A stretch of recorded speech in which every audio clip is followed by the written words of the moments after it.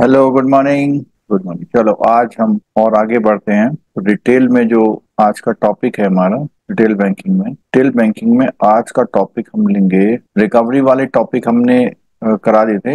एक ये यूनिट 17 है जिसका नाम है मार्केटिंग एंड इंट्रोडक्शन। इससे दो तीन ये क्वेश्चन आपके एग्जाम रिक में आने के चांस बनेंगे। ठीक है, दो तीन क्वेश्चन आपके एग्जाम में आने के चांस बनेंगे, क्योंकि रिटेल बैंकिंग तो हम समझ गए, लेकिन हमें ये भी समझना है कि रिटेल बैंकिंग के प्रोडक्ट को मार्केट कैसे किया जाए। अगर आप जेआईबी सीआईबी के एस्पायरेंट्स हैं और बैंक में प्रमोशन की तैयारी कर रहे हैं तो आप नीचे डिस्क्रिप्शन बॉक्स में जो लिंक दिया हुआ उसको ज़रूर डाउनलोड कर लीजिए। उस मोबाइल एप्लीकेशन के थ्रू आप सारे नोटिफिकेशंस आपको टाइम से मिल जाते हैं। और इस समय जो जेआईबी सीआईबी का नया कोर्स लॉन्च हुआ है उसमें आप इंस्टेंट इस वीडियो के थ्रू 1000 का एडिशनल डिस्काउंट पा सकते हैं, जिसमें आपका पूरा कॉम्प्रिहेंसिव ऑनलाइन इंटरेक्टिव कोर्स कराया जाएगा। एमसीक्यू मिलेंगे और जो सीआईबी वाले हैं उनको एमसीक्यू के साथ केस स्टडी भी मिलेंगे, और जो कैप्सूल वीडियोज होते हैं टाइम टू टाइम जो इंपॉर्टेंट नोटिफिकेशंस होते हैं वो भी मिलेगा। तो यूनिट 17 है मार्केटिंग एंड इंट्रोडक्शन। तो अगर आपको, जो लोग पुराने लोग हैं उन्हें पता है कि मॉड्यूल पहले कहाँ होता था। ये यूनिट पूरी मॉड्यूल था एक। कहाँ था पहले मॉड्यूल? ये पीपीबी में हुआ करता था पहले। तो जब से ये नया वाला सिलेबस आया है तो नए वाले सिलेबस में पीपीबी में से हटा दिया और रिटेल में रहने दिया। रिटेल में भी था पहले लेकिन पीपीबी से हटा दिया। तो सही किया, डबल का कोई फायदा नहीं था इसमें। ठीक है, तो मार्केटिंग की टर्मिनोलॉजी है और बहुत बड़ा टॉपिक नहीं है, लेकिन कुछ कॉन्सेप्ट है इसमें। ठीक है, तो उन्होंने कहा more specific definition spell out by the Derek Vander Weyer. उन्होंने कहा कि bank marketing is a proactive business strategy aimed at organizational excellence। तो ऑर्गेनाइजेशन को बढ़ाने के लिए एम रख करके जो भी बिजनेस एक्टिविटी स्ट्रेटेजी बनाई है आपने, वही आपकी क्या है? मार्केटिंग है। तो बिजनेस स्ट्रेटेजी अगर आप बना रहे हैं अच्छी, अपने ऑर्गेनाइजेशनल एक्सीलेंस को गोल ध्यान में रखते हुए, तो इसका मतलब आप मार्केटिंग की बात कर रहे हैं। ठीक है, द एक्सप्लेनेशन और to retail banking space as spelled out by Hindu. उन्होंने कहा identifying the most profitable market, assessing the present and future needs of customer, setting business development goals and making plan to meet them, adapting to a changing environment in the marketplace। तो marketing क्या है? केवल selling करना नहीं है। Marketing एक comprehensive terminology है, और आगे हो सकता है इसमें कहीं पर आएगा कि मार्केटिंग और सेलिंग में क्या फर्क है। तो सेलिंग करना ही मार्केटिंग नहीं है। मार्केटिंग के अंदर बहुत सारे काम होते हैं, उन सारे कामों में एक काम होता है सेलिंग करना। मार्केटिंग में बहुत सारे काम होते हैं, जैसे इसने बताया, क्या बताया, अपने मार्केट को आइडेंटिफाई करना कि जो आपके लिए प्रॉफिटेबल है। दूसरा, उसने कहा कि आजकल की और आने वाले समय की कस्टमर की नीड को पहचानना, उनके अनुसार फिर बिजनेस डेवलपमेंट गोल बनाना और उनको प्लान्स को मीट करना, और उसके बाद जो भी एनवायरनमेंट में चेंजेस आ रहे हैं उन चेंजेस को भी फॉलो करना, देखना, समझना। ठीक है, ये हमारा मार्केटिंग को उन्होंने कहा। ठीक है, customer is the centre of attraction in retail banking and marketing and all the activities have to focus towards. तो उन्होंने कहा अगर रिटेल बैंकिंग की बात करें तो कस्टमर सेंट्रिक है ये। सबसे पहले क्या करना? Identify the customer need, developing an appropriate product to satisfy their need, providing them with effect delivery channel। मतलब आपने कस्टमर की नीड को पहचाना, प्रोडक्ट को डेवलप करा, लेकिन क्या नहीं करा आपने? डिलीवरी नहीं करी उसकी, वो भी गड़बड़ है। And making them avail the product continuous, और उसको कंटिन्यूटी बनाए रखना। ठीक है, तो प्रोसेस ऑफ मार्केटिंग कब रहे? अगर आपको मार्केटिंग करनी है तो मार्केटिंग का एनालिसिस, मार्केटिंग की प्लानिंग, मार्केटिंग का इम्प्लीमेंटेशन, मार्केटिंग कंट्रोल, ये सारे स्टेप करेंगे तब जाके आप मार्केटिंग का काम कर रहे हैं। तो एनालाइजिंग, एनालिसिस, मार्केट क्या है? एनालिसिस करना। तो देखना कि भैया हम कौन है, सामने वाला कौन है, मार्केट की क्या पोजीशन है। तो उसने कहा analysing the market and market environment in which would be introducing the. तो जहां आप अपना प्रोडक्ट ला रहे हैं वहां पे वहां के मार्केट और वहां का मार्केटिंग एनवायरनमेंट, वहां का मार्केट और वहां का मार्केटिंग एनवायरनमेंट कैसा है उसको देखना। और अधिकतर ये काम कौन से किससे करते हैं? स्वॉट एनालिसिस। कभी कभी इसकी फुल फॉर्म भी आती है स्वॉट। स्वॉट की क्या है? Strength, weakness, opportunity and threats. दूसरा पॉइंट आता है मार्केटिंग प्लानिंग। दूसरा पॉइंट क्या है? Marketing planning. तो मार्केटिंग प्लानिंग में क्या आता है, तो एक बार हमने शुरू में ही इस चैप्टर में पढ़ा था, एक वर्ड आया था SBU, स्ट्रेटेजिक बिजनेस यूनिट, ठीक है, और एक आया था डिपार्टमेंट। तो स्ट्रेटेजिक बिजनेस यूनिट का मतलब होता है कि आपने उस पर्टिकुलर बिजनेस के लिए सारा सेटअप एक जगह कर लिया। जैसे मान लिया ABU, एग्रीकल्चर बिजनेस यूनिट। तो ABU का मतलब एग्रीकल्चर बिजनेस यूनिट का मतलब हुआ कि आपने इस यूनिट के अंदर मार्केटिंग, फाइनेंस, HR सबको यहां शामिल करके एक ऑर्गेनाइजेशन बना दिया, एक डिपार्टमेंट बना दिया। और डिपार्टमेंट वाले में क्या होता है कि आपने HR डिपार्टमेंट बनाया, उसी में आप फाइनेंस की मार्केटिंग करा रहे हैं, उसी में आप डिपॉजिट अकाउंट की मार्केटिंग करा रहे हैं, उसी में आप रिटेल की करा रहे हैं, वहीं पर आप एग्रीकल्चर करा रहे हैं, वहीं पर आप SME, यानी एक HR डिपार्टमेंट में सबको काम दे दिया। SBU में क्या होता है, आपने यूनिट बनाए, उस यूनिट के अंदर HR बनाया। तो रिवर्स है, देखो, जो डिपार्टमेंटल फंक्शनैलिटी होती है उसमें डिपार्टमेंट बड़ा बना के उसके अंदर सबको लाते हैं। जो स्ट्रेटेजिक बिजनेस यूनिट होती हैं उसमें बिजनेस यूनिट को बड़ा करके उसके अंदर वो डिपार्टमेंट लाते हैं। तो ABU के अंदर भी HR रहेगा, SBU स्मॉल बिजनेस यूनिट के अंदर भी HR रहेगा, सबके अंदर HR रहेगा, अलग अलग काम करेंगे, ठीक है। तो उसने कहा है कि जो हमारा प्राइमरी फोकस होता है वो कहता है on defining the strategic business unit goals and objective. It also chalks out the issue that it may face. तो ये भी देखता है कि आगे आने वाले समय में क्या प्रॉब्लम्स आएंगी। The marketing plan for each business, product और brand is drafted. प्लान बनाएंगे और इसी प्लान को क्या बोलते हैं, ऑफरिंग बोलते हैं। इसी प्लान को क्या बोलते हैं, ऑफरिंग बोलते हैं। The draft is called an offering. It is followed by setting up the executive summary. तो जो आपने प्लान बनाया उसके आखिरी में एक एग्जीक्यूटिव समरी लिखेंगे, एक्शन प्रोग्राम कैसे कैसे करेंगे, कितना बजट दे रहे हैं और क्या क्या कंट्रोल करेंगे। There are specific strategies for the targeting, positioning, marketing mix, marketing expenditure, product और ब्रांड। इन सब के बारे में स्पेसिफिक स्ट्रेटेजी बनाएंगे सबके बारे में। मार्केटिंग का प्लानिंग करने के बाद अब उसको क्या करना पड़ेगा, इंप्लीमेंट करना पड़ेगा। Who, where, when and how. इसका मतलब क्या होगा, कौन करेगा, कहाँ करेगा, कब करेगा और कैसे करेगा। तो मार्केटिंग इंप्लीमेंटेशन के लिए इतने आंसर्स चाहिए आपको, ठीक है। तो किसी को आप जिम्मेदारियां देंगे। This depends on blending people, कौन कौन से लोगों को मिक्स करेंगे, कैसा कल्चर मिक्स करेंगे, कैसा स्ट्रक्चर मिक्स करेंगे, कैसा डिसीजन और क्या आपका रिवार्ड सिस्टम होगा। Skill and cohesive action programme met support strategy also play vital role in the implementation. तो उसने कहा कि आपका जो स्किल्स हैं और आपके कोहेसिव एक्शन प्रोग्राम है वो उस स्ट्रेटेजी को सपोर्ट करने के लिए बहुत बड़ा रोल प्ले करते हैं। मार्केटिंग कंट्रोल कैसे करेंगे, perform the job of regulating its. Basically जो ऑर्गेनाइजेशन होता है वो रेगुलेट करता है its goal by auditing, measuring, evaluating and acting upon the defined parameters of control. This can be done in two ways, reactive methodology and proactive methodology. तो marketing control क्या है कि कुछ हुआ है तब आप कुछ कर रहे हैं। प्रोएक्टिव में क्या है, होने से पहले ही आप अलर्ट हैं। Finally coercive action is taken at the operational level और the strategic level depending upon the relevance of the control aspect of the parameter. Thus, marketing control needs to be unbiased, comprehensive, systematic, independent and fair. तो marketing का control किस तरह से करेंगे तो ज्यादा ठीक रहेगा, ठीक है। अब एक ये क्वेश्चन तो बिल्कुल रखा हुआ समझ लिए, मार्केटिंग मिक्स का है और मार्केटिंग मिक्स में एक 4P होता है और एक कितना होता है 7P। तो 4P जब इनिशियल बात आती है तो कहाँ होती है, ये होती है। तो बेसिकली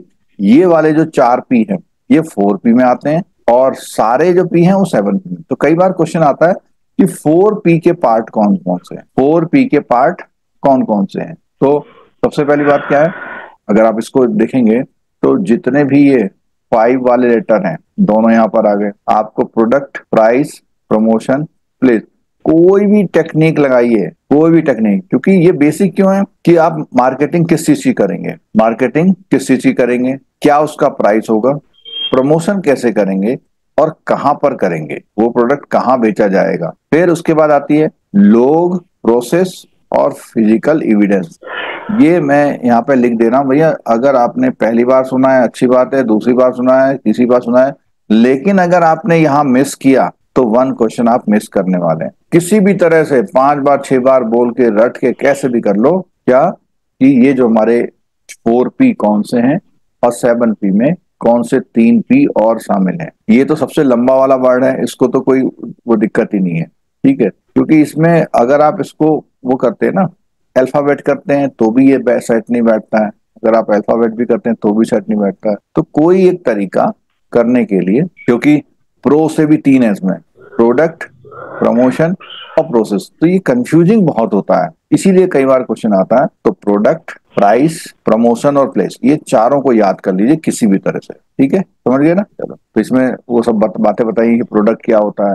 भाई प्रोडक्ट क्या होता है, कई बार क्या होता है, प्रोडक्ट को डिफाइन करने की बात है, तो उसने कहा है anything that has the capacity to provide the satisfaction use written desired by the customer। मतलब कोई भी ऐसी चीज, कोई भी ऐसी वस्तु जो आपको सेटिस्फेक्शन करने की, यूज करने की और अपनी जो डिजायर्ड को पूरा करने की कैपेसिटी रखता है, वो वस्तुएं सारी क्या कहलाती हैं, प्रोडक्ट कहलाती है। इवन कोई अगर आपको सिर्फ अट्रैक्ट भी करता है तो इसने कहा है उसके पास कैपेसिटी तो है, भले ही आपके पास कैपेसिटी नहीं है, ठीक है। आपके लिए जो है एक कार एक प्रोडक्ट है, क्योंकि उसको आपको सेटिस्फाई करने, आप उसका यूज कर पाए, ठीक है, और उसे डिजायर रिटर्न ले पाए, इतनी उसमें कैपेसिटी है। अब आपके पास कैपेसिटी नहीं है, अलग बात है। तो इसका मतलब ये हुआ कोई भी ऐसा सामान जो आपको सेटिस्फाई करने, यूज करने और डिजायर रिटर्न को देने की कैपेसिटी रखता है,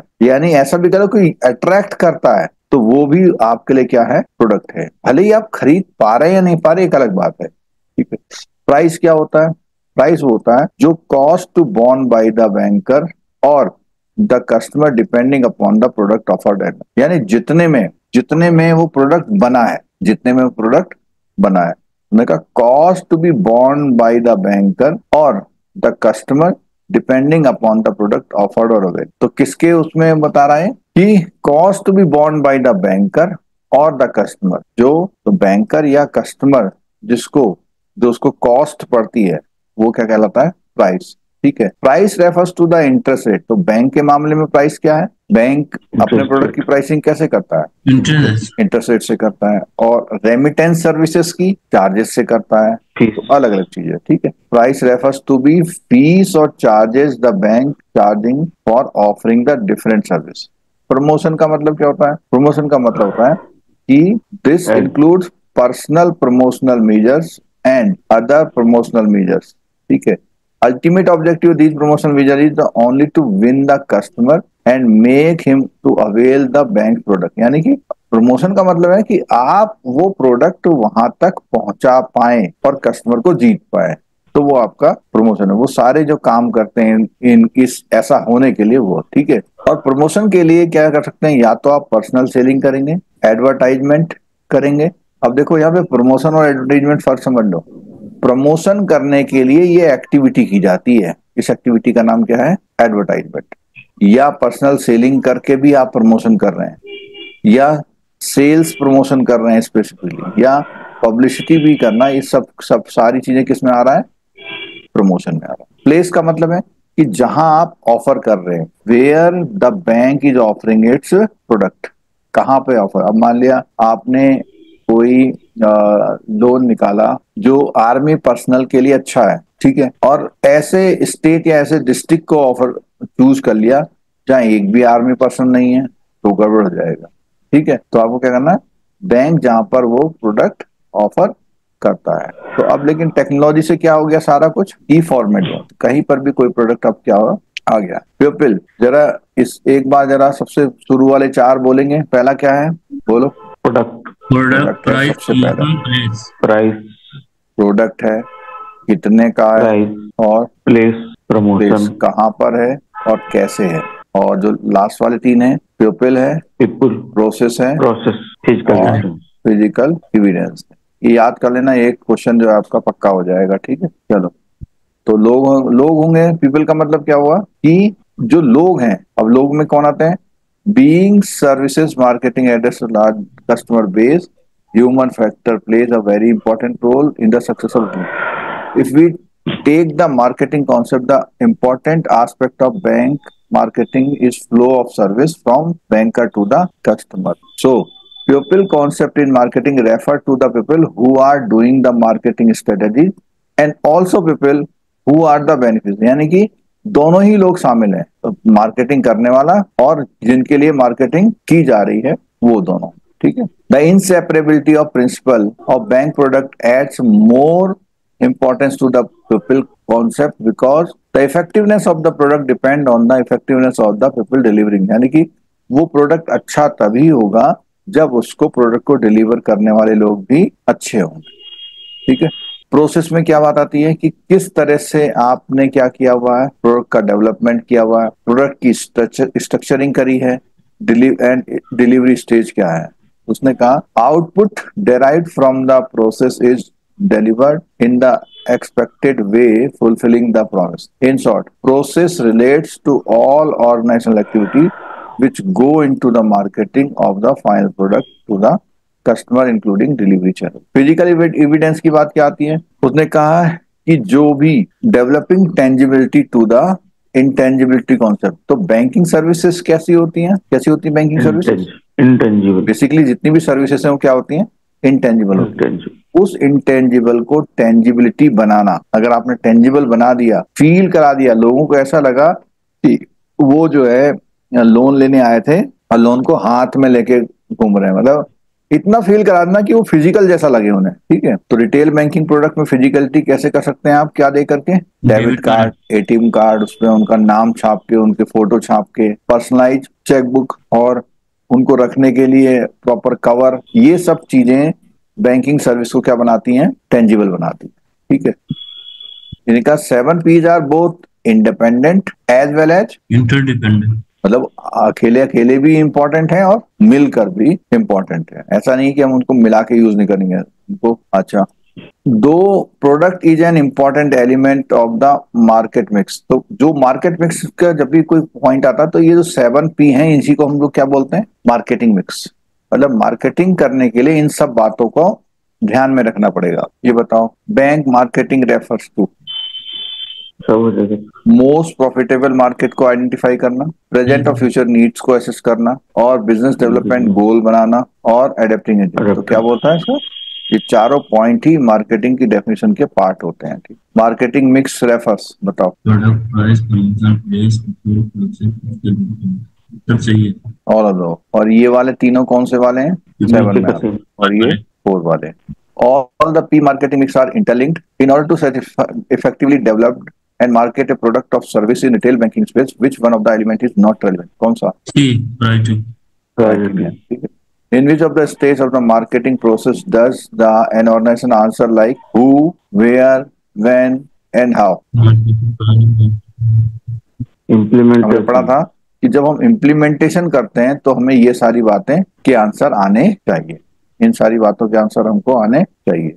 ठीक है, चैनल में भी एक क्वेश्चन आपका बना। चैनल का मतलब होता है आप अपने प्रोडक्ट को पब्लिक तक कैसे पहुंचाएंगे। अपने प्रोडक्ट को पब्लिक तक पहुंचाना क्या कहलाता है, हमारे लिए चैनल कहलाता है। तो डिलीवरी चैनल्स कैसे कैसे हैं, तो उसने कहा कुछ तो कैसे चैनल है, फिजिकल चैनल है। कई सारे प्रोडक्ट हम किसके थ्रू पहुंचाते हैं, एटीएम के थ्रू। कई सारे पॉइंट ऑफ सेल से, मोबाइल बैंकिंग से, इंटरनेट बैंकिंग से, और कस्टमर्स लायबिलिटी और अनऑथराइज इलेक्ट्रॉनिक ट्रांजेक्शन, यानी कि अगर कस्टमर कोई अनऑथराइज ट्रांजेक्शन कर देता है तो उसकी खुद की जिम्मेदारी क्या होती है, इस पर बात की गई है इस चैप्टर में। इस चैप्टर में इन सब बातों पर बात की गई है। ठीक है, चैनल से मतलब है कौन से चैनल, डिलीवरी चैनल। चैनल से मतलब क्या है, डिलीवरी चैनल, ये हम अपने प्रोडक्ट को कैसे डिलीवर करते हैं, चैनल का मतलब है ये। तो डिलीवरी चैनल फिजिकल है, इलेक्ट्रॉनिक है, ये फिजिकल है और ये इलेक्ट्रॉनिक है। यहाँ पर हमें ऐसा कुछ पढ़ने की जरूरत नहीं, क्योंकि हमें पता है कि ब्रांचेस में कैसे कैसे हम प्रोडक्ट करते हैं। बहुत कॉमन सेंस से आप आंसर कर सकते हो। ब्रांच का लेआउट और एम्बियंस, एम्बियंस माने होती है साज सज्जा सजावट, वो अच्छी होनी चाहिए। ठीक है, ये कल एक पॉइंट मैंने बोला था कि बैंकिंग करस्पॉन्डेंट और क्या बोला था मैंने, बिजनेस फैसिलिटेटर बताया था। तो बिजनेस फैसिलिटेटर बहुत कॉर्पोरेट लेवल पे जब हम जिनसे टाई अप करते हैं तो वो बिजनेस क्या कहलाते हैं, फैसिलिटेटर है। ये बिजनेस करस्पॉन्डेंट चैनल के बेनिफिट्स हैं। मतलब बेसिकली 15 से 20 किलोमीटर के आसपास में ये सर्विसेज प्रोवाइड कर देते हैं, ठीक है। फाइनेंशियल इंक्लूजन कर रहे हैं, डोर स्टेप फैसिलिटी भी दे सकते हैं, और बेटर क्वालिटी ऑफ एसेट और target client are known as local NGO या पोस्ट ऑफिस, या ये सब लोग क्या है, इनसे आप अपने प्रोडक्ट को पहुंचा सकते हैं, ठीक है। एटीएम्स हो गए यहाँ पे ऑन साइट, और इसमें कभी कभी ये क्वेश्चन आता है कि ऑन साइट एटीएम क्या होता है, जो ब्रांच के साथ जुड़ा रहता है। एक तो जनरल आंसर ये है कि आपकी ये ब्रांच है और इस ब्रांच के कोने में क्या लगा हुआ, आपका एटीएम लगा हुआ। लेकिन सिर्फ इसी को ऑन साइट नहीं बोलते, ऐसा एटीएम जिस पर ब्रांच की कंटिन्यूअस अप्रोच होती है उसको भी हम ऑन साइट बोलते हैं। आमतौर पर 50 से 100 मीटर के आसपास के जो एटीएम होते हैं उनको भी किस कैटेगरी में ले आते हैं, on site. On site. On site sir वैसे एटीएम होते हैं जो ब्रांच के नेटवर्क से चलते हैं। नहीं नहीं, ऐसा नहीं है, ऐसा नहीं, ऐसा नहीं। अब तो सब सीबीएस है ना, अब सीबीएस तो है branch sir, network. Lease line तो चाहिए ना, क्या चीज? उसको तो नेटवर्क चाहिए, तो ब्रांच नहीं, नहीं कई बार नेटवर्क। ना ना, ऐसा नहीं, ऐसा नहीं। कई बार क्या होता है, 50 मीटर दूर होता है, लीज लाइन नहीं होती, वहां पे वीसेट लगा होता है उसके ऊपर। तो फिर ऑफ साइट एटीएम हो जाएगी ना। नहीं, of site ATM, of site ATM का जो ऑन साइट ऑफ साइट का एक डिस्टेंस का मैटर करता है। अगर वो इतना फ्रीक्वेंट एक्सेस है, आपकी आपके स्टाफ की फ्रीक्वेंट एक्सेस है, सब कुछ आप ही कर रहे हैं उसमें, अगर आप कैश भी आप ही डालते हैं, कोई कस्टमर आया तो आप भाग के जाते हैं, तो ऑन साइट कैटेगरी में आता है। और ऑफ साइट ऐसा होता है जो कोई देखो ये लिखा हुआ है, are design to be situated away from the branches at convenient and busy location to enable customer to access for it their different need of but necessarily from the branch. ने कहा है कि off site ATM design to be situated away from the branch at convenient place and busy location to enable customer to access it for their different needs but not necessarily from the branch. Off-site model has proved the आप on-site ATM को आप ऐसे भी मान लो कि उसकी चाबी, उसका ये सब कुछ अगर कंट्रोल ब्रांच का है और कुछ एक रेडियस में 50-100 मीटर के आसपास है, तो ऑन साइट कैटेगरी में ही उसको ले लेते हैं। ये जो ट्रांजेक्शन वाला एक क्वेश्चन है, ये पक्का आ सकता है भाई। चार्जेस कितना है कस्टमर? हाँ, ये देखो, पहली बात तो क्या है, जो मेट्रो लोकेशंस हैं, 6 मेट्रो लोकेशंस, उसमें कितने ट्रांजेक्शन है? उसमें तो 3 ट्रांजेक्शन है। हाँ, 3 ट्रांजेक्शंस हैं। कहाँ पर? मेट्रो पर। नॉन मेट्रो में कितने हैं? 5 ट्रांजेक्शन। 5, ठीक है। तो ये लिखा हुआ देखो, ये लिखा हुआ 3 free transaction for ATM off, अच्छा ये तो अदर बैंक वाला है। The permissible free limit for ATM transaction at present are कितने हैं? 5 ट्रांजेक्शन है। अपने बैंक का कस्टमर है अगर, तो अपना ही कस्टमर है, अपना ही एटीएम है, तो कितनी लिमिट है? 5। लेकिन अगर दूसरे के उसमें करेंगे तो कितनी है? ये यूनिवर्सल लिमिट है सर, मेट्रो के भी केस में। जो अपनी और उसकी है ना, मतलब अपने एटीएम पे यूनिवर्सली 5 है, दूसरे के एटीएम पे यूनिवर्सली कितने हैं? 3 है इन metro centre and 5 in not metro centre. Sir वो चार्जेस वाला क्या 21 रुपया इन? हाँ, ये देखो, ये देखो, the customers would be required to pay 21 rupees, पहले 20 था ये, per transaction carried out by ATM beyond permissible limit. यानी कि जो आपको फ्री ट्रांजेक्शन की लिमिट है, अगर आपने उससे ज्यादा वो कर लिया, मतलब चौथा ट्रांजेक्शन करा, तो इतना पैसा कटेगा। तो बैंक अकाउंट होल्डर है मिनिमम ऑफ 3 ट्रांजेक्शन। कहाँ पर है 3 ट्रांजेक्शन? मेट्रो में, ठीक है, इंक्लूडिंग बोथ, और चाहे कैसे भी हो इन ए मंथ, और ये मंथ कितने में है? मंथ में। अगर उससे ज्यादा करेगा तो क्या चार्ज लिया जाएगा आपसे? 21 रुपए, ठीक है। 21 रुपए ले आता है, थोड़ा ज्यादा ले आता है। 21 रुपए प्लस सर्विस टैक्स आएगा, प्लस जीएसटी। क्योंकि पहले आपने देखा होगा कि आपके अकाउंट से कितने कटते थे? 23.60 करते थे। 23.60 का मतलब 20 प्लस 18% करता था। पहले 20 प्लस 18% करता था, अब क्या है? 21 प्लस हो गया, ठीक है। RBI mandated only the minimum number of free transaction ATM may offer more number of transaction free of cost to their customer। तो बैंक क्या लिखा हुआ है? बैंक may offer, मतलब वो तो आरबीआई ने कहा इतने तो देने ही होंगे, उससे ज्यादा कई बैंक हैं बिल्कुल चार्ज नहीं लगाते आपके पास। एक क्वेश्चन ये पक्का रखा हुआ आपका, ये वाला क्वेश्चन पक्का रखा हुआ है कि अगर फेल्ड ट्रांजेक्शन है, फेल एटीएम ट्रांजेक्शन है, तो मैक्सिमम कितने दिनों में आपको उसको कर देना है उसका अकाउंट? कंप्लेंट की डेट से 5 दिनों के अंदर, ठीक है। कंप्लेंट की दिनों से डेट से 5 दिन, ठीक है। बैंक हैव टू पे कंपनसेशन ऑफ कितने रुपीज? 100 रुपए पर डे देना पड़ेगा, डिले, ठीक है। और in recreating the amount beyond इतना from the date received complaint for failed ATM transaction. तो जिस दिन उसकी शिकायत आई है उस दिन से लेकर के बियॉन्ड T+5 का मतलब क्या हुआ? मतलब अगर 10 दिन में करोगे तो कितने दिन का दोगे उसे आप? 5 डे का। 5 डे का देंगे, ठीक है। The compensation has to be credited in account without any claim being, मतलब ये जरूरी नहीं कि वो क्लेम करे। अगर आप कह रहे हैं कि उसका 10 दिन में सेटलमेंट हुआ है तो सीधे सीधे 5 दिन का उसका अकाउंट में डायरेक्ट बिना उसके मांगे हुए दे देंगे। If the complaint is not lodge within the 30 day transaction the customer is not an, तो अगर उसे कंपनसेशन चाहिए तो उसे कंप्लेंट कितने दिनों में लॉन्च करनी है? 30 days। अच्छा, अगर वो 6 महीने बाद लॉन्च करता तो कंपनसेशन नहीं मिलेगा, है, पैसा नहीं दोगे उसका? पैसे तो देना है, कंपनसेशन नहीं मिलेगा। हाँ, कहीं ऐसा नहीं कि भाई अब तो हमने पढ़ा था 30 दिन बाद नहीं देना है, ठीक है। चलो, एक क्वेश्चन व्हाइट लेबल एटीएम से भी पूछ लेता है। व्हाइट लेबल का मतलब होता है वो नॉन बैंक एंटिटी होती है, यानी बैंक नहीं होते हैं लेकिन उन्होंने क्या लगा रखे हैं, सेटअप कर रखे हैं, उसके मालिक हैं और उस एटीएम को वो ऑपरेट करते हैं, तो उसको हम बोलते हैं व्हाइट लेबल एटीएम। और जो वो काम करते हैं उनको व्हाइट लेबल एटीएम ऑपरेटर कहते हैं, ठीक है। एटीएम को एटीएम और उन बंदों को, तो जैसे आपने कौन कौन से सुने इंडिया में? हिटैची, टाटा। टाटा के है, हिटैची की है, टाटा, हिटैची, और किसी को भी नाम सुना हुआ है? एक इंडी कैश आता है, वो टाटा इंडी कैसी है? ये बेसिकली 2 ही सुने हुए हैं मैंने भी ना, ठीक है। अच्छा, अभी जो है एक रूल आया है कि कितने समय तक एटीएम डाउन रहेगा तो पेनल्टी देनी पड़ेगी। बोलो, कुछ आरबीआई के रूल आए हैं। वही है सर, वही है। 10,000 रुपए की पेनल्टी है, पर वो टाइम कितना है? अगर 10,000 रुपए की पेनल्टी है पर टाइम कितना है? सर यूनिवर्सल ट्रांजैक्शन फिर तो 5 ट्रांजैक्शन फ्री हो गया ना, अगर अपने बैंक से करता है।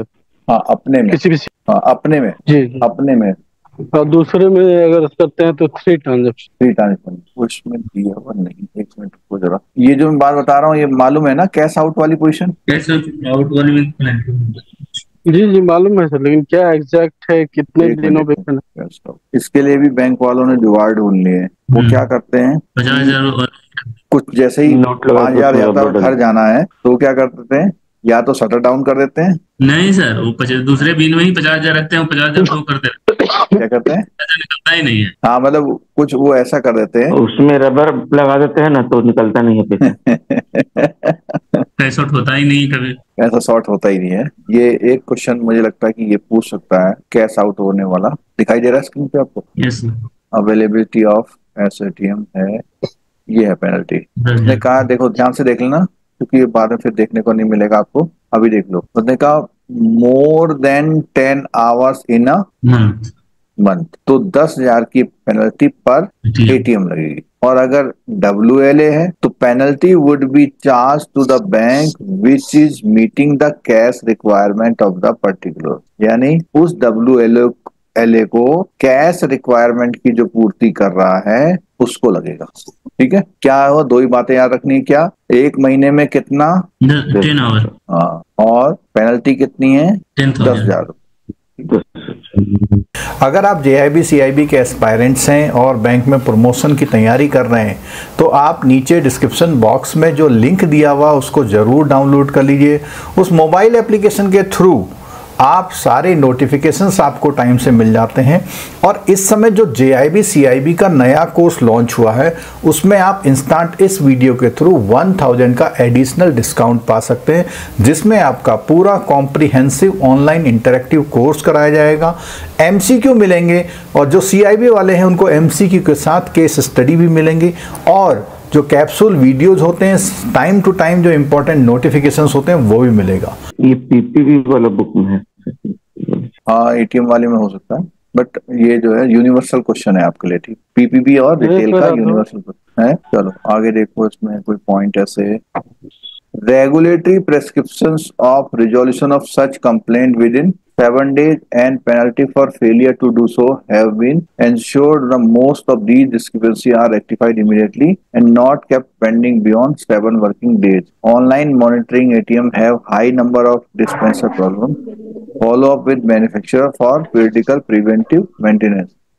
Training of customers to ensure proper cash loading and oversight of the senior management and resolution. तो बेसिकली यहाँ ये कहना चाह रहा है कि अगर मान लिया कोई कैश डिस्पेंसन में कोई डिस्क्रिपेंसीज हैं तो क्या कहता है, उसको विद इन 7 डे में क्या कर लेना है, दूर कर लेना। मतलब मशीन पैसा नहीं दे रही है, कोई कारण है तो उसे वो करना, ठीक है। ये हमने पढ़ ही दिया था कि T+5 वाला है, ठीक है। ये कैश रिसाइकलिंग मशीन क्या होती है, पता है आपको? वो जिसमें डिपॉजिट और कैश डिपॉजिट विड्रॉवल दोनों होता है। और जो पैसा आप डिपॉजिट कर रहे हो उसी में से वो पैसा क्या कर रही है, विड्रॉ भी करता है। पे भी कर रही है। मतलब वो उन्हीं नोटों में से मतलब के नोट निकाल करके पेमेंट भी करती है। और कुछ मशीनें होती हैं सिर्फ कैश की, कौन सी मशीनें होती हैं? कुछ मशीनें सिर्फ, डिपॉजिट होता है, और कुछ मशीनें सिर्फ कैश की विड्रॉवल। डिस्पेंसर होती हैं, और कुछ मशीनें कैश रिसाइकल वाली होती हैं। तो जो मशीनें दोनों काम करती हैं वो रिसाइकल, जो केवल डिपॉजिट लेती हैं वो तो पानी लो और जो तो केवल पेमेंट है। और गाड़ी का तौलिया झाड़ के बढ़िया से लगा देना तो जो तो अथी है रबर। Point of sale, point of sale का क्या था? पॉइंट ऑफ सेल का मतलब जहां पर भी वो मशीन नहीं रखी होती है, ग्रीन चैनल वाला। हाँ, कहीं पर भी जहां पे आप अपने एटीएम का यूज कर पाते हैं खड़े होकर के, उसको हम क्या बोलते हैं, पॉइंट ऑफ सेल। मतलब जहां दुकान में पर भी भी तो आप रहता अपना है। कुछ क्रेडिट या डेबिट कार्ड का क्या करते हैं, यूज करते हैं, उसे क्या बोलते हैं, पॉइंट ऑफ सेल। तो पॉइंट ऑफ सेल के यूज के कई तरीके हो गए हैं कि अब तो क्या है, मशीन के अलावा कहीं पे खाली मशीन ना होती, ऊपर खाली कार्ड रख देते हैं तो भी आपका पैसा डेबिट वगैरह होता है। तो कितने बताया इसने? There are two basic type of POS terminal, electronic cash registers that are usually be high volume merchants such as departmental store, dial up terminal that automatically dial a specific telephone number of a toll free number to obtain the authorization। तो एक तो बोला इसने सीधे क्या है कि electronic cash register, यानी कि मशीन में लगाया और काम हो गया। दूसरा क्या है, किसी नंबर पे डायल Dial करोगे, वो करना। आपको ओटीपी वगैरह देगा, तो वो ओटीपी यूज करने से उतना पैसा आपका कटेगा। तो ये तो नहीं होता, अब तो इलेक्ट्रॉनिक हो गया, ठीक है। ये वाला देख लो जरा, bank have agree to put a cap on charge they levy on withdrawal of the cash customer using. तो पहली बात तो ये है कि आजकल आप क्या कर सकते हैं, पीओएस पे जाके कैश भी निकाल सकते हैं। और ये लिमिट कब से हुई, जब कोविड आया था ना, कोविड में वो कह रहा था ना कि पैसा निकालने के लिए बैंक नहीं आना है, पेट्रोल पंप से भी ले सकते हैं, सुना था आपने? yes।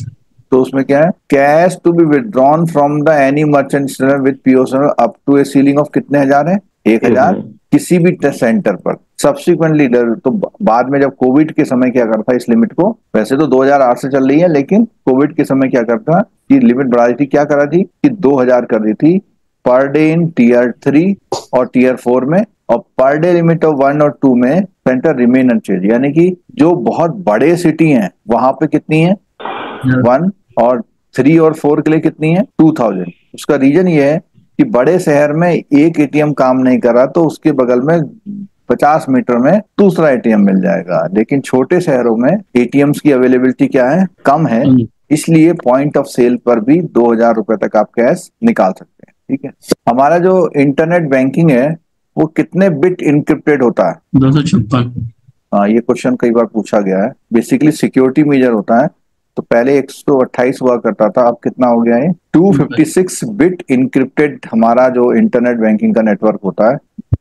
The transmission of the product offering to the targeted customer segment will become more electronic with banks pushing out the information over the ATM and personal computer network. इसका मतलब क्या हुआ, उसने कहा जो भी इंफॉर्मेशन हम लोग गैदर करते हैं कस्टमर की, make effort to consolidate the information into warehouse. जो भी डेटा आती है उसको कहाँ भेजते हैं हम लोग, वेयर हाउस में, for targeting certain customer segment for new customer offering. तो किसी बंदे के एटीएम का ज्यादा यूज करना भी, या उसकी यूज करने की जो टैक्टिक्स हैं उससे भी आप पता लगा सकते हो और उससे भी आप मार्केटिंग अपनी कर सकते हो।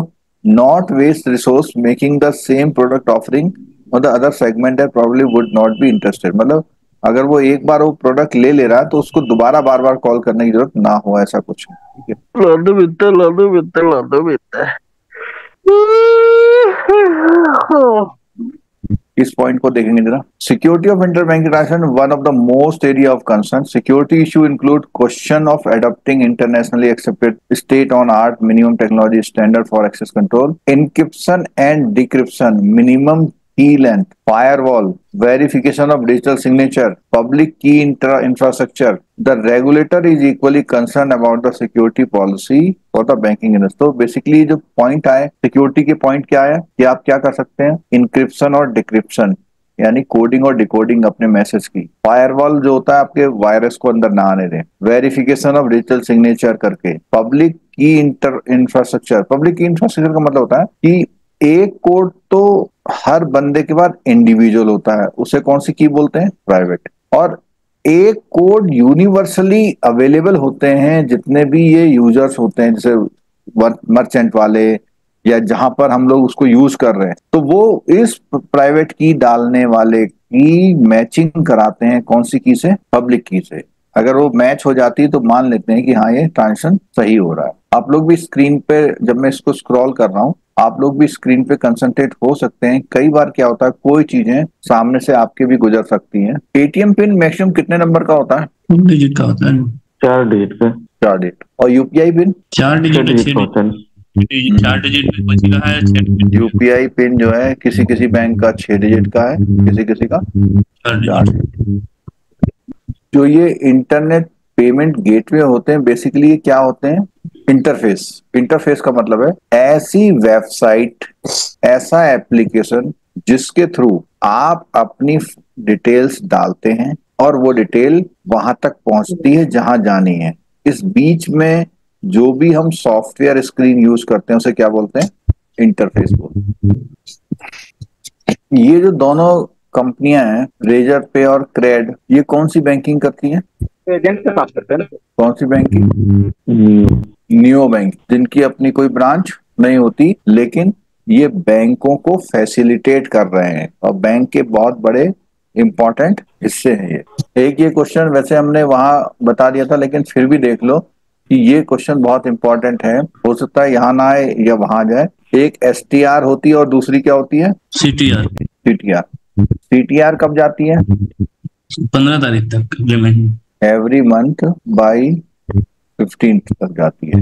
यानी अभी जैसे 15 जून तक हमारी 31 मई तक की रिपोर्ट चली जाएगी। इसमें हम लोग क्या करते हैं, कितने लाख तक के ट्रांजेक्शन को लेते हैं? 10 लाख तक 10 लाख तक की transaction in month. A month. एक महीने में अगर 10 लाख तक का ट्रांजेक्शन हो रहा है तो वह रिपोर्ट होगा। और एसटीआर में क्या होता है, कितने अमाउंट तक जाते हैं? तो सस्पिशियस ट्रांजेक्शन है और वो अमाउंट नहीं होता, कुछ भी हो सकता है। हाँ, एसटीआर में कोई भी अमाउंट का क्राइटेरिया नहीं है।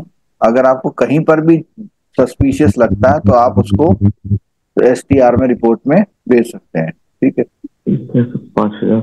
ये क्वेश्चन पूछा जाता है कि अगर without end to end encrypted आपका सिस्टम है तो उसके थ्रू आप केवल कितना पैसा भेज सकते हैं? 5,000। और इनक्रिप्टेड है तो 50,000 है। और इसमें बोला हुआ है कि बैंक इसको लिमिट को बढ़ा भी सकता है अपने रिस्क को देखते हुए, based on their own risk perception. उन्होंने कहा बैंक में प्लेस पर ट्रांजेक्शन लिमिट वो बढ़ा भी सकता है। ठीक है।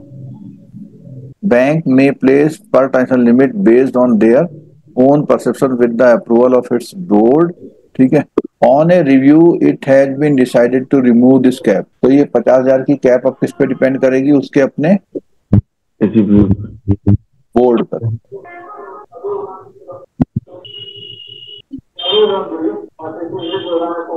ये क्या लिखा हुआ है, इसको बताइए जरा। यूएसएसडी। यूएसएसडी जो होता है वो जिनके मोबाइल में क्या नहीं होता है? नेटवर्क। इंटरनेट। इंटरनेट अगर नहीं है फिर भी आप मोबाइल बैंकिंग करना चाह रहे हैं तो वो इस मीनू, अब मीनू से मतलब क्या है, जब आप मैसेज भेजेंगे तो आपके पास शुरू में क्या आ जाएगा? एक मीनू आ जाएगा। आपने पैसे निकालने हैं मान लिया 4 नंबर, तो आप अपने कीपैड में 4 दबाएंगे और एंटर मार देंगे। फिर अगला मीनू आ जाएगा, उसमें लिखा हुआ अमाउंट सेलेक्ट करिए, उसमें किसी में 1,000 या अमाउंट इनपुट करिए। तो मतलब बिना नेटवर्क के भी ये मैसेज जो है क्या होते हैं, वहां तक पहुंचते हैं और आपके ट्रांजेक्शन करते होते हैं। है। स्टार 99 है, ये दबाना है पहले इसके लिए यूएसएसडी को देना। स्टार 99 है।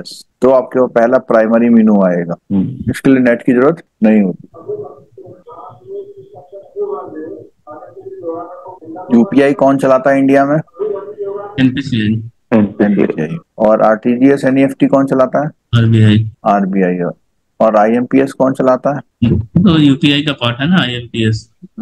एनईएफटी और आरटीजीएस जो है वो तो आरबीआई मैनेज करता है। और यूपीआई हो या आपका आईएमपीएस पीएस, ये दोनों एनपीसी आइडेंटिफायर। ये क्या होता है एमएमआईडी? Mobile money identifier.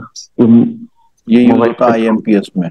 इसमें यूज होता है आईएमपीएस। अगर आपने किसी का नाम ऐड नहीं भी कर रखा लेकिन उसका क्या मालूम है आपको, MMI तो भी आप उसको पैसा भेज सकते हैं। ठीक है। यूपीआई के पार्टिसिपेंट कौन होते हैं? पेयर, पेमेंट सर्विस प्रोवाइडर, यानी कि जहां से ट्रांजेक्शन क्या होता है, स्टार्ट होता है। और ये कौन है? डेस्टिनेशन है। फिर कौन से बैंक से भेज रहे हैं और कौन से बैंक को भेज रहे हैं।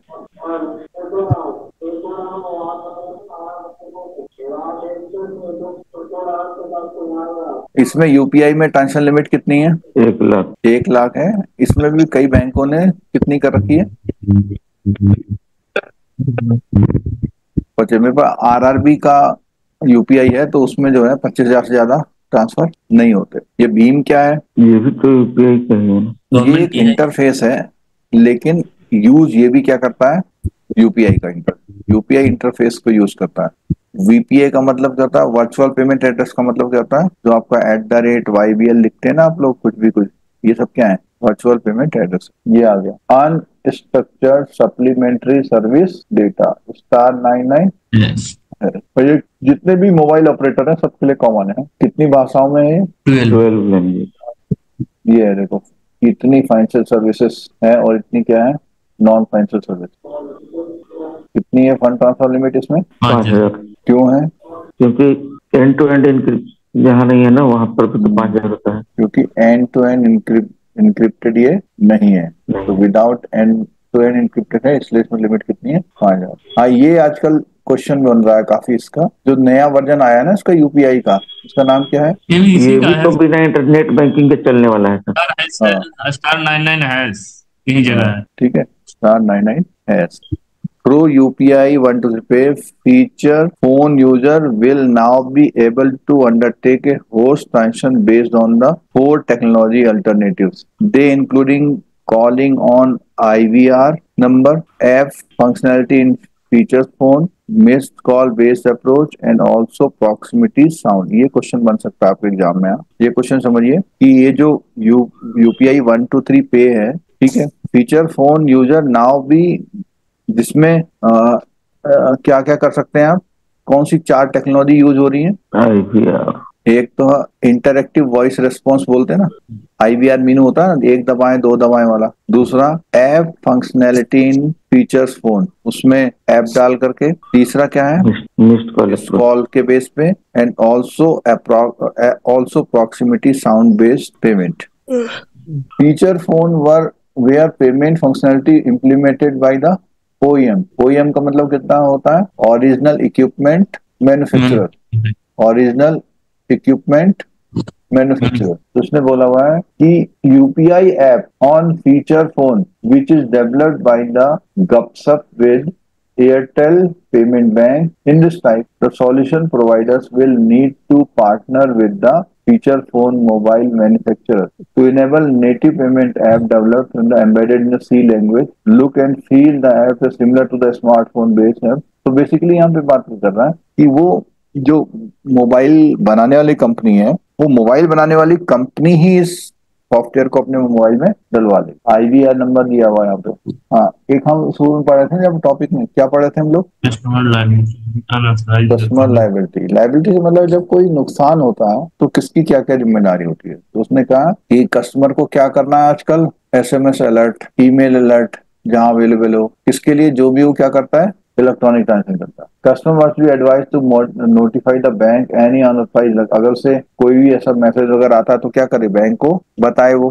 ठीक है। Bank shall also enable customer instantly response by reply to the SMS. Email alert should not be required to the search for a web page. मतलब वो ऐसा ना हो कि उसे कहो कि भैया वेबसाइट खोलो, फिर ये लिंक दबाओ, वो लिंक दबाओ, तो उसे सब कुछ क्या करना है? मैसेज के थ्रू ही बैंक ने भेजना है। मतलब एक direct link for lodging the complaint, मतलब वो वेबसाइट में ढूंढेगा नहीं, सीधे एक ऐसा लिंक होना चाहिए, उसे दबाते ही सीधे कौन सा फॉर्म खुल जाएगा? कंप्लेंट का फॉर्म मिल जाएगा। ठीक है। अब इसमें जो है किस किस कंडीशन में कितना कस्टमर को बियर करना पड़ेगा। तो यहाँ पर कस्टमर की क्या है? बिल्कुल जीरो लायबिलिटी।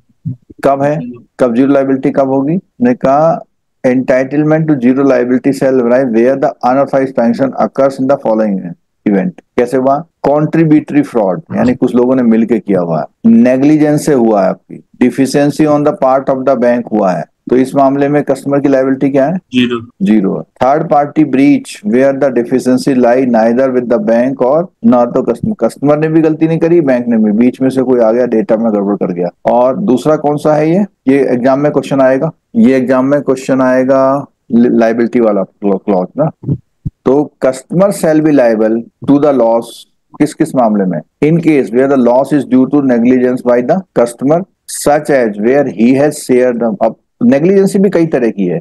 एक नेग्लिजेंसी तो है कि आपने सिर्फ अपना एटीएम कार्ड कहीं पे छोड़ दिया। एक नेग्लिजेंसी क्या है कि एटीएम कार्ड भी छोड़ा और वहां से फोन आया तो एटीएम का ओटीपी बता दिया, पिन भी बता दिया। तो अगर आप क्या कह रहे हैं, where he has shared the payment के क्रेडेंशियल कर रहे हैं, तो customer will bear the entire loss until he reports the unauthorized transaction to the bank. यानी कि अगर वो रिपोर्ट कर देता है कि भैया मेरे उसमें अनऑथराइज्ड ट्रांजैक्शन हो रहे हैं और उसके बाद भी वो एटीएम का पिन वगैरह बता रहा है, तो कौन जिम्मेदार होगा? कस्टमर। जब उसने एक बार बता दिया बैंक को कि भाई ऐसा ऐसा हो रहा है मेरे साथ, तो बैंक को क्या करना पड़ेगा? उसका अकाउंट ब्लॉक करना होगा, ब्लॉक करना होगा। तो यही कह रहा है कि अंटिल ही रिपोर्ट्स, क्या लिखा हुआ है? जब तक वो रिपोर्ट करता है तब तक का सारे जिम्मेदारी, सारा लॉस कस्टमर उठाएगा। और ये ऐसा लिखा हुआ है, इसलिए लिखा हुआ है कि अगर उसने बता दिया कि भैया मैंने जो है किसी आदमी को ओटीपी दे दिया था, वो रोजाना मेरे खाते से 2000 रुपए निकाल रहा है, आज मैंने दे दिया मान लिया 7 जून को, 7 जून के बाद अगर उसने पैसे निकाले तो कौन जिम्मेदार होगा? बैंक। ठीक है, उससे पहले तक कौन जिम्मेदार होगा? वो कस्टमर खुद होगा। और कभी कभी ऐसा होता है, ऐसा ट्रांजेक्शन है जिसके लिए ना तो बैंक और ना ही कस्टमर का कोई रोल है, लेकिन वो कोई और इस सबको काम दाम को कर रहा है। And where there is a delay of कितना 4 to 7 working day after receiving the communication from the bank on the part of the customer is notifying the bank such a transaction as per the transaction liability of customer shall be limited to a transaction value। तो जितने की transaction value है वहां तक का loss उठाएगा। The amount mention as given below whichever is lower. तो अगर आपके ऐसे अकाउंट में गड़बड़ हो रही है तो कितने की लायबिलिटी है? ठीक है, और बाकी सब में कितने की लायबिलिटी है? जो लायबिलिटी है कस्टमर का है क्या? इतना वो बियर करेगा, लिमिटेड लायबिलिटी ऑफ है कस्टमर की। मतलब 5000 तक तो कस्टमर उठाएगा, अगर उससे ज्यादा चला गया पैसा तो फिर बैंक वो करेगा। ये देखो, ये लिखा हुआ है ना, इधर देखो, लास्ट की 2 लाइन देख लो एक बार। उसने कहा पर transaction liability of the customer shall be limited to, मतलब कस्टमर के लिए जो ट्रांजेक्शन लायबिलिटी वो लिमिटेड होगी किस तरह से? 5000। और other saving, all other saving account, prepaid payment instrument से, करंट कैश है, करंट कैश ओडी वगैरह है, during 365 proceeding in the incidence of fraud limit up to 25 lakh. जिनका बैलेंस कितना होता है? 25 लाख तक का बैलेंस 10,000 है। Credit card with limit up to 5,000 lakh है तो भी 10,000 है। All other current cash overdraft account, credit cards with the limit of above 5 lakh, उसमें कितना है? तो 5 लाख वाले में कितना है क्रेडिट कार्ड में? 10,000 है। 5 लाख से ऊपर वाले में कितना है? In case of delay in reporting is beyond the 7 working day. तो ये भी ध्यान रखना है कि रिपोर्टिंग कितने दिनों के अंदर हो जानी चाहिए? 7 दिनों की। और अगर 7 दिनों के बाद करता है तो जो भी बैंक की बोर्ड ने अपनी पॉलिसी में बनाया हुआ उतने तक की लायबिलिटी उस कस्टमर की हो जाएगी। अगर 7 दिनों के अंदर वो रिपोर्ट कर देता है तो कितनी लायबिलिटी है? कस्टमर की इतनी है। बेसिकली बैंकों ने क्या करा रखा होगा ना, इसका इंश्योरेंस करा रखा होगा। बैंकों ने क्या करा रखा होगा? इंश्योरेंस करा रखा होगा। बर्डन ऑफ प्रूफ क्या है? मतलब कस्टमर को अगर आपने लायबिलिटी ठहरानी है तो आपको क्या करना पड़ेगा?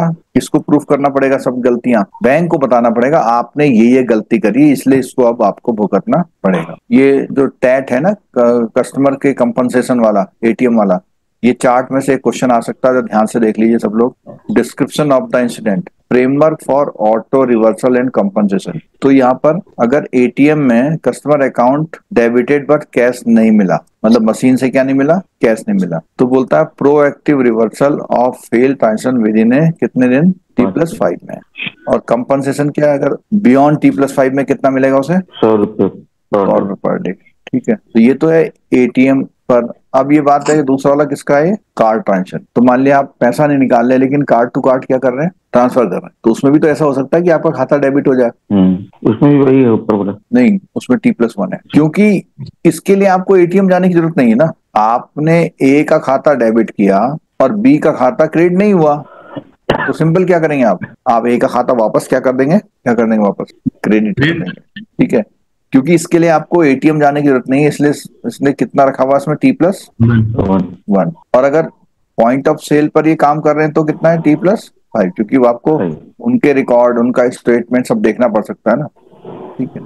अच्छा, card not present, account debited but confirmation not received at any merchandise system, उसके लिए क्या है, इसके लिए यहाँ दिया नहीं कुछ, क्या बात है, यहाँ पर कुछ दिया नहीं है ना। वो तो अलग केस आ गया, तीसरा वाला आ गया, IMPS का है भाई। पहला जो है वो आपका किसका, एटीएम का है, दूसरा क्या है, कार्ड ट्रांजेक्शन का है, और तीसरा किसका है, IMPS का। IMPS में कितना है, क्योंकि इसको आप आसानी से क्या कर सकते हैं, कंफर्म कर सकते हैं, ठीक है। इसमें 100 रुपए पर इसका है। अगर यूपीआई का ट्रांजेक्शन है, आपका अकाउंट डेबिट हो गया वो है, तो उसके लिए भी क्या है, T+1 है। और T+5 किसके लिए, account debited but transaction confirmation not received at the merchant location, यानी आपका अकाउंट डेबिट हुआ लेकिन जहां पैसा जाना था उससे क्या नहीं मिल पाई है बैंक को, कंफर्मेशन नहीं मिल पाई, यानी दूसरे पे डिपेंडेंसी आ गई ना। जैसे ही दूसरे पे डिपेंडेंसी आ जा रही है तो उस पे जो है टाइम कितना हो जा रहा है, 5 दिन हो जा रहा है। आधार इनेबल पेमेंट सिस्टम पे आप काम कर रहे हैं तब क्या है,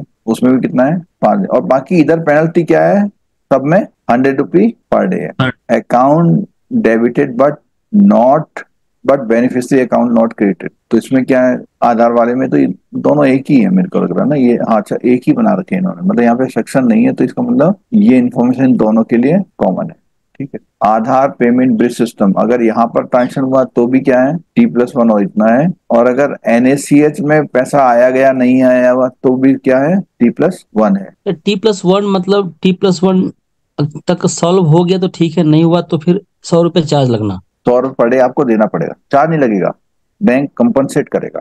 अगर बैंक ने आपका, जैसे ऐसे मान लो आज ट्रांजेक्शन हुआ है, 7 को ट्रांजेक्शन हुआ है, तो 8 की नाइट तक उसे सॉल्यूशन देना है। अगर वो नहीं देता है तो 8 की नाइट के बाद यानी कि 9 तारीख से उसके दिन जो है पेनल्टी वाले शुरू हो जाएंगे, क्योंकि बियॉन्ड लिखा हुआ है, ठीक है। ये क्वेश्चन ये बन सकता है कि जो है डिजिटल ट्रांजेक्शन से रिलेटेड क्या बातें कही उसने, कहा इंटीग्रिटी, इंक्लूजन, इनोवेशन, इंस्टीट्यूशनलाइजेशन और इंटरनेशनलाइज। चलो बताओ जरा क्वेश्चन इसका। सभी है। Advantage of a good branch layout include क्या होता है, will ensure smooth flow of service होता है, internal communication effectiveness increase their. Internal communication मतलब ना कि ब्रांच मेयर को कोई वाउचर पास करना है और उधर का जो क्लर्क है वो बैठा हुआ है 50 मीटर दूर, तो वो कैसे बोलेगा, provide a comfortable and congenial work environment to the staff, ये भी ठीक है। Serve as a manage building for tool of the bank. The facilities available for mobile banking customer are, सभी है, सब है, ठीक है। The services offered for internet banking customers, इसमें भी सभी है, सभी। Harmonisation of TAT and customer compensation scheme is applicable to, मेरे ख्याल से B होगा इसका ना, नहीं इसका भी दोनों दे रखा है, ये तो है B वाला, लेकिन पहला वाला ऑल कस्टमर ट्रांजेक्शन, तो जिसमें वो शिकायत करेगा उसके लिए एलिजिबल है। मैं ये पूछ रहा ना कि कंपनसेशन स्कीम जो है कौन से मामलों में अवेलेबल है, एप्लीकेबल है, तो कहता है जितने भी कैश ट्रांजेक्शन हो रहे हैं सब पे अवेलेबल कहता है। ऑल कस्टमर ट्रांजेक्शन भी हैं और ऑल डिजिटल, ठीक है, चलो ठीक है। Integrated ombudsman does not include the following concept, बोलो इंटीग्रेटेड ऑम्बड्समैन। इंटीग्रेटेड सी होगा, तीन सही है। One nation one ombudsman, single portal in all grievance से, ये डज नॉट है, डज नॉट, जबकि ये सारे इंक्लूड करता है। भाई इंटीग्रेटेड ऑम्बड्समैन में ये सारी चीजें हैं या नहीं है, सब है। और ये क्या पूछ रहा है, नॉट, डी होगा, नॉट, तो ये वाला हो जाएगा। Which of the following payment have work without internal facility, UPI 1 2 3 pay. With regard to the cardless cashless withdraw, cardless cash withdrawal, मतलब कार्ड के बिना भी कैश निकालना, क्या है वो, डेबिट कार्ड नॉट रिक्वायर्ड है उसके लिए, बिना कैश के निकाल लेना, ठीक है। तो वन क्वेश्चन में बताया कार्डलेस है ऑल ऑफ होगा, क्योंकि कस्टमर है स्कैन यूपीआई क्यूआर कोड से भी निकल जाता पैसा, cardless cash. With regard to the cardless cash withdrawal from ATM, which of the following statement is correct? Customer has to scan UPI QR code of the ATM. क्या ATM में code बन के आता है क्या? आता है सर, हाँ। आता है, but it's not mandatory, sir. Without UPI also we can withdraw. मतलब उसके लिए UPI के विदाउट भी हम लोग यूज कर सकते हैं। क्यूआर कोड बन के आता है, स्कैन करेंगे, उसके बाद अब उसको पे करेंगे, ऑथराइज करेंगे, फिर वो ऑप्शन है sir, but without that also draw कर सकते हैं। इसने बोला है कि which of the following statement is correct? Customer has to scan UPI, तो क्या ये कंपलसरी है? कंपलसरी नहीं है सर। हाँ, तो इसलिए गलत हो रहा है। नहीं, आप इसको देखो ना, ये कह रहा है कि अगर आपको पैसा निकालना है तो क्या आपको ये करना जरूरी है?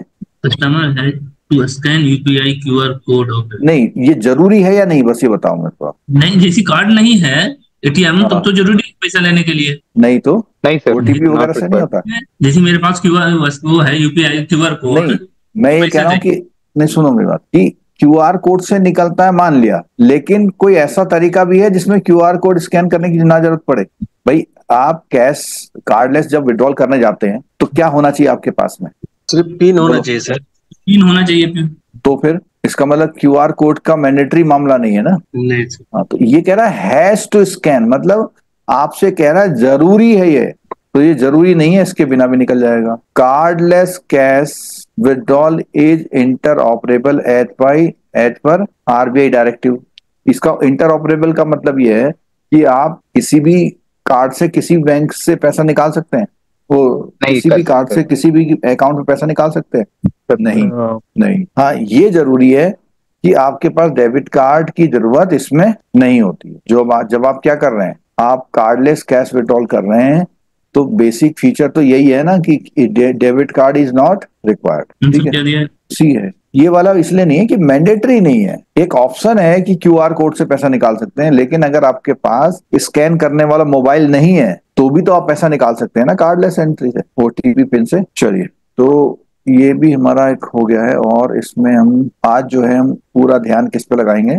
मॉड्यूल डी पर और डी के सप्लीमेंट्री पार्ट पर। ठीक है।